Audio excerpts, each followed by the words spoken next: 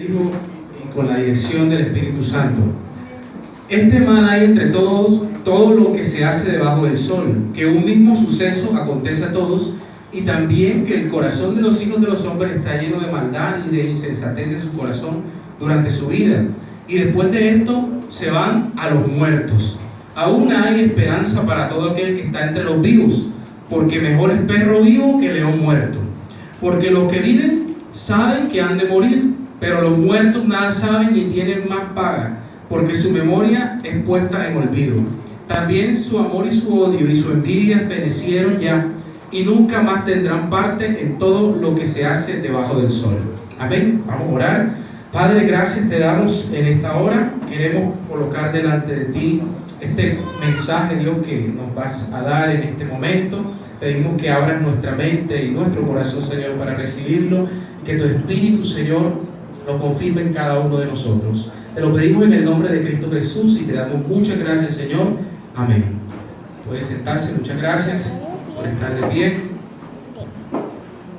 Bueno, luego de semejantes actos, esas descripciones tan fuertes que vimos, que es una manera resumida, ¿verdad?, de lo que padeció Jesús, porque realmente no alcanzamos a imaginar ese gran dolor.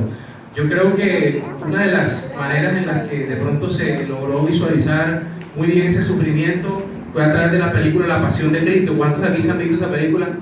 Sí, se la han visto, ¿verdad? La primera vez que me la vi, bueno, está bien, no llora, no le duele, pero la segunda vez no di para ver esas imágenes porque es bastante fuerte. Pero bueno, más que fuerte, imaginemos cómo fue la realidad de ese padecimiento de Cristo, ¿verdad? Algo muy, muy relevante. Y bueno, continuando con este proceso, voy a hablarles ahora de la muerte. La muerte es un tema que de pronto a nadie le gusta hablar de eso. Como una vez les decía acá, ninguno se prepara para morir, ¿verdad? Tanto así que los planes funerarios, esos seguros, esas entidades que ofrecen los seguros funerarios, ahora venden dentro de ese paquete. Por ejemplo, si usted se le quedaron las llaves dentro de la casa y necesita una persona que venga y le haga la llave, ellos vienen dentro del paquete del muerto, está que le venga una persona, un cerrajero, y le saque una copia de la llave de su casa. O sea, ellos han tratado de diversificar el negocio, imagino que buscando otras alternativas, porque a nadie le interesa pensar en eso, de morirse. Entonces, claro, cuando a ti te venden un paquete, bueno, el muerto incluye llave, seguro contra incendio y otra cosa, ya de pronto la gente, no, este paquete es muy bueno y lo adquieren. Pero la realidad es que nadie quiere hablar de eso. Eclesiastés capítulo 9, versículos 3 al 6, habla de que la muerte es un mal, por decirlo así, que nos va a llegar a todos. Ninguna persona puede decir, yo me voy a escapar de eso, no voy a ponerme o no voy a estar sometido a la muerte. Todos debemos pasar por ese proceso. Es una fase normal, es un estado natural al cual vamos a llegar todos. Es la terminación del ser vivo. Allí acaba como tal la vida. Y bueno, por naturaleza, como les decía, nos da temor pensar en la muerte. Dice la palabra de Dios, 1 Corintios capítulo 15, versículo 21. 1 Corintios 15, 21. Porque por cuanto la muerte entró por un hombre, también por un hombre la resurrección de los muertos. La muerte entró por un hombre, y ese hombre es Adán. La muerte entró por Adán, y de allí dice la palabra que pasó a todos nosotros, de manera de que ninguno se puede escapar. Ahora bien, esa muerte pasó, pero no venía de gratis, traía consigo el pecado que también nos ha ido cubriendo a todos nosotros. Cuando alguien se muere, generalmente, ¿qué solemos hacer? Reflexionamos, porque es como una alarma. Uy, se murió alguien, se murió el vecino, uno enseguida piensa ¿y si hubiese sido yo? ¿Verdad? Uno piensa ¿y mis hijos? ¿Y mi esposa? ¿Y cómo van a quedar? ¿Y qué van a hacer si yo no estoy? Hace poco también falleció un compañero en Medellín, compañero del trabajo, que él iba de Medellín a Tolima a visitar a su familia, porque él está allí en Medellín laborando, pero su residencia como tal era en Tolima. Y bueno, cuando nos enteramos de la muerte, pero ¿cómo así? Si él es un pelado, yo creo que no pasaba ni de los 30 años, tuvo un accidente de tránsito y falleció. Y después que no, que él tenía un niño de 1 año, entonces esas cosas le dan a uno mucho dolor y uno empieza a pensar, yo también tengo una hija, y si hubiese sido yo, bueno, yo no tengo moto, pero un accidente de tránsito le pasa a cualquiera. Entonces es un momento para reflexionar. También suele suceder que, como ustedes han escuchado, no hay muerto malo, ¿verdad? O ustedes conocen un muerto que haya sido malo. No hay muerto malo. Si uno es, por ejemplo, gordo, uno lo va a criticar. Si uno es flaco, lo critica. Si uno tiene dinero, lo critica. Si uno no tiene dinero, también lo critica. Si uno vive, lo critican. Pero si uno muere, dicen que es muy buena persona. Eso es algo cierto, ¿verdad? Siempre van a decir que el muerto es bueno. En algunas culturas, por ejemplo, también, a propósito de la muerte no es un acontecimiento triste. Para nosotros sí, la verdad es que fallece un familiar y nos va a doler en el alma, pero hay culturas para las cuales la muerte es un momento de alegría, porque se supone que vamos a pasar una mejor vida, vamos a pasar a otro nivel. En fin, cada cultura lo asume la muerte de diferentes maneras. Y bueno, ya entrando un poquito en ese proceso de la muerte, no voy a ser tan explícito como la doctora aquí presente, porque esos términos los maneja ella nada más, pero sí es interesante saber cómo llegamos a ese estado que se declara como muerte clínica, y solamente lo hacen precisamente los médicos. Ninguno de nosotros que no haya estudiado medicina puede decir que esa persona está muerta. De hecho, sería un error, ¿verdad? Y en los cursos, de pronto lo más cercano que podemos llegar, en los cursos de primeros auxilios que hacemos, nos dice: usted no puede decir nada que la persona falleció, porque eso lo dice el médico. Usted no le siente los signos vitales, bueno, está grave, remítalo al médico, porque ahí, a que usted lo diga, eso tiene implicaciones legales. Decir que una persona está muerta es un tema muy delicado. Entonces, eso solamente déjenselo a los médicos. Pero bueno, ¿cómo se llega a esa fase terminal? Falla, por ejemplo, el sistema respiratorio, y con ello se deja de respirar, el corazón se va deteniendo y no se bombea oxígeno a las células a través de la sangre. Entonces ahí la primera falla sería el sistema respiratorio. Posteriormente el sistema circulatorio falla, y con ello también, con la falta de oxígeno, empiezan a fallar de manera secuencial un órgano tras otro. Viene el fallo de la fusión nerviosa, se apaga todo y el cerebro deja de funcionar. En palabras resumidas, eso sería.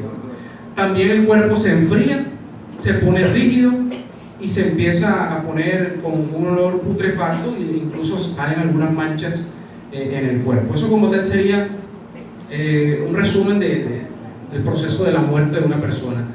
Empieza a haber una falla sistémica, uno tras otro órgano empieza a fallar, hasta que ya definitivamente el cerebro se apaga, se desconecta, por decirlo así. La Organización Mundial de la Salud, por ejemplo, dentro de las 10 causas principales de la muerte en el mundo, menciona la siguiente. Por ejemplo, en el ranking número 10 de las muertes sale las muertes prematuras, que cogen más o menos o tienen como víctima 1.2 millones de muertes anuales. La muerte prematura es la asfixia al nacer o tener un trauma de nacimiento, es una muerte prematura. 1.2 millones de muertes. Le sigue en el top 9 accidentes de tránsito, con 3.500 personas que mueren diariamente en un accidente de tránsito. 1.3 millones al año. En el octavo lugar, la diabetes mellitus, con 1.4 millones de personas anualmente. En el séptimo lugar, el cáncer de pulmón, producto de ese cigarrillo, que causa 1.5 millones de muertes cada año. En el sexto lugar, el VIH-Sida, que fue reportado por primera vez en el año de 1980, y desde entonces ahí tiene cualquier cantidad de muertes. 1.6 millones de vidas. Las enfermedades diarreicas aparecen en el quinto lugar, fíjense, es algo bastante curioso, con 1.7 millones de muertes al año. Le sigue la enfermedad pulmonar obstructiva crónica, los EPOC, en la posición número 4, con 3 millones de vidas anualmente. Tercer lugar, las infecciones respiratorias, con 3.2 millones de personas que mueren por alguna infección de este tipo. Los ataques cardíacos en el segundo lugar, con 6.2 millones de personas. Y en el primer lugar, ¿qué creen ustedes que está? Primer lugar, cardiopatía isquémica. Cardiopatía isquémica con 7 millones de muertes al año en el mundo. Eso es bastante. Eso es mucha gente, de hecho. Y bueno, todo eso se resume también que tenemos a veces una vida un poco sedentaria. Mejor dicho, ahí la mayoría de las que están ahí se puede decir que es producto de la vida sedentaria que llevamos. Ahora bien, vamos a traer esto a nuestro sentido espiritual.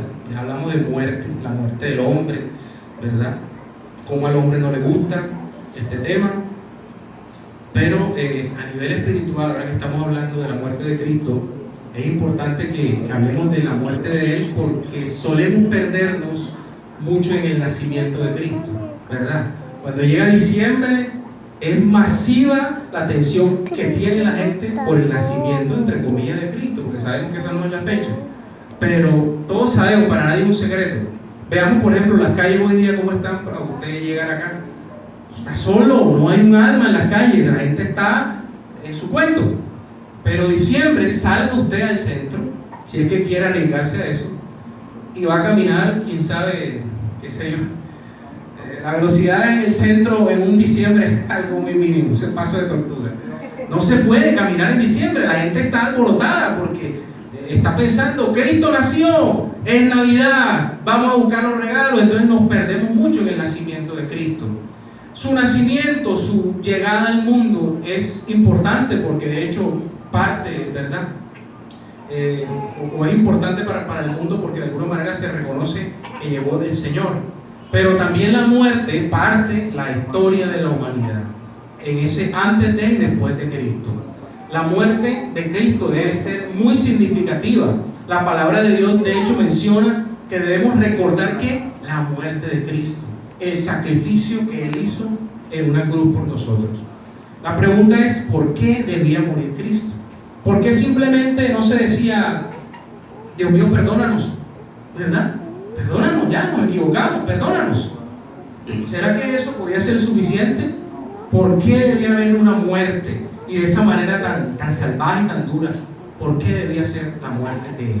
Vamos a leer en la palabra de Dios Mateo capítulo 16, versículo 21 al 23, cuando Jesús empieza a anunciar su muerte. Mateo 16, del 21 al 23. Dice la palabra de Dios, para poder entender el propósito espiritual que había tras esa muerte, más allá de esa muerte física, de esa agonía, de esos latigazos y de todas estas cosas, había un propósito espiritual. Mateo dice, la palabra de Dios, 16 del 21. Desde entonces comenzó Jesús a declarar a sus discípulos que le era necesario ir a Jerusalén y padecer mucho de los ancianos, de los principales sacerdotes y de los escribas, y ser muerto, dice la palabra, y ser muerto, y resucitar al tercer día. Entonces Pedro, tomándolo aparte, comenzó a reconvenirle, a decirle, Señor, ten compasión de ti, en ninguna manera esto te acontezca. Pero Jesús, volviéndose, dijo a Pedro, y se lo dijo en un tono bastante fuerte, porque ahí vemos ese signo de admiración que hace énfasis en esa expresión de Jesús: quítate de delante de mí, Satanás, me eres tropiezo, porque no pones la mira en las cosas de Dios, sino en la de los hombres. Amén. En pocas palabras, Pedro quería ahorrarle ese sufrimiento a Jesús, ¿verdad? Porque le dice así: Señor, ten compasión de ti, en ninguna manera esto te acontezca. Pero el Señor sabía que detrás de esas palabritas, que podían sonar muy buenas, ¿verdad?, muy tiernas, muy así de amigo con Jesús, realmente había un propósito del maligno, ¿verdad? La versión Nueva Traducción Viviente, en el versículo 23 dice: Jesús se dirigió a Pedro y le dijo: aléjate de mí, Satanás, representas una trampa peligrosa para mí. Ves las cosas solamente desde el punto de vista humano, no desde el punto de vista de Dios. Amén. Y por eso es que Pedro se movía en su sentido carnal, por decirlo así. Él veía las cosas humanas. Lo que decíamos ahorita, ¿qué es lo que vemos cuando hablamos de muerte? Vemos sufrimiento. Vemos que va a quedar la viuda, van a quedar los hijos, va a haber problemas, va a haber dificultades. Eso es lo que a nuestros ojos eso pasa. Pero había un trasfondo espiritual, y es que esto no se trataba de algo personal, de algo humano. Había un propósito de Dios en la muerte de Jesús. Amén. Había un propósito de Dios. Y es lo que debemos entender y es lo que debemos recordar. No es una muerte cualquiera. Murió Jesús, nuestro Señor y Salvador. Amén. Dice la palabra de Dios, vamos a buscar en Romanos capítulo 3, versículo 23. ¿Cómo se fue planeando este proceso de la muerte? ¿Por qué llegamos hasta el punto de que debía ser por la muerte? Esta es la única muerte que nosotros podemos decir, bueno, está bien, se murió Jesús, lo enterraron, pero realmente aquí había victoria. ¿Cuántos creen eso? Amén. En la muerte de Cristo, eso fue una victoria, amén. Porque si no, Satanás no hubiera dicho esas palabras, perdón, Pedro no hubiese dicho esa expresión. Dice la palabra de Dios, Romanos 3:23. ¿Por qué debía morir Jesús? Porque hay un pecado que está en nosotros, querramos o no. La palabra dice, por cuanto todos pecaron y